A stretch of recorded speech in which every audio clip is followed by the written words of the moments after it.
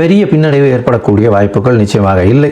அது தவிர உங்களுடைய ராசிக்கு 2ஆம் இடத்தை சனி பகவான் பார்க்கறதுனால பேச்சில் ரொம்ப கவனமாக இருக்கும்.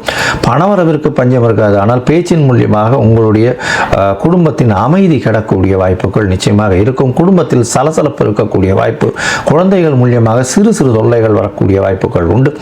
உங்களுடைய ராசிக்கு 10ஆம் இடத்தை சனி பகவான் பார்க்கறதுனால உங்களுடைய ஜீவன ஸ்தானம் பிரச்சனைகள் வரும்.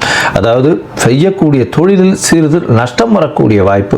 அது தவிர நிறைய வேலை வலு அதிகமாக இருக்கும். செய்யக்கூடிய ஆட்கள் வரமாட்டேன்னு அவங்க ஸ்ட்ரைக் பண்ணுவாங்க. செய்யக்கூடிய ஆட்கள் மூலியமாக பிரச்சனைகள் வரக்கூடிய வாய்ப்புகள் இந்த காலகட்டத்தில் நிச்சயமாக இருக்கும். அது தவிர உங்களுடைய குழந்தைகள் மூலியமாக பிரச்சனை வரும். பதவி அந்தஸ்து மூலியமாக பிரச்சனை வரும். 8ஆம் இடத்தில் இருக்கக்கூடிய சனி பகவான் மறைந்த இடத்திலிருந்து பணவரவை கொடுப்பார்.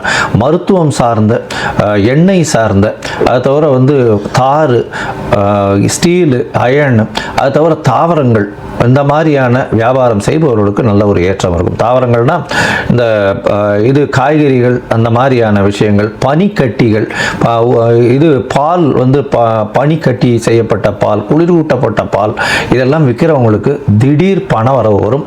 தூக்கம் நிச்சயமாக கெடும். பேச்சில் ரொம்ப ஜாகிரதையாக இருக்கிறது நல்லது. இந்த காலகட்டத்தில் நீங்கள் யந்திர சனீஸ்வரர் அப்படின்னு திருவண்ணாமலை பக்கத்தில் இருக்கார். யந்திர சனீஸ்வரர்னு திருவண்ணாமலை பக்கத்தில் ஏரி காத்த ஊரில் இருக்கார். அங்கே போய் பாருங்க.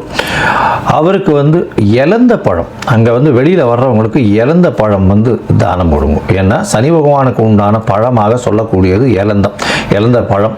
அதனால் இலந்த பழம் தானம் கொடுங்க. ஏன்னா சனி பகவானுக்கு உண்டான ஒரு பழமாக சொல்லக்கூடியது. இதை செஞ்சுட்டு வரும்பொழுது உங்களுக்கு வந்த பிரச்சனையும் வரக்கூடிய பிரச்சனையும் நிச்சயமாக குறையக்கூடிய வாய்ப்புகள் உண்டு. அது தவிர பார்த்தாலேயானால் உங்களுடைய தசாபுக்தி அந்தரம் சூக்ஷ்மம் நல்லபடியாக இருந்ததேயானால் பிரச்சனைகள் ஓரளவு கம்மியாகக்கூடிய வாய்ப்புகள் நிச்சயமாக உண்டு.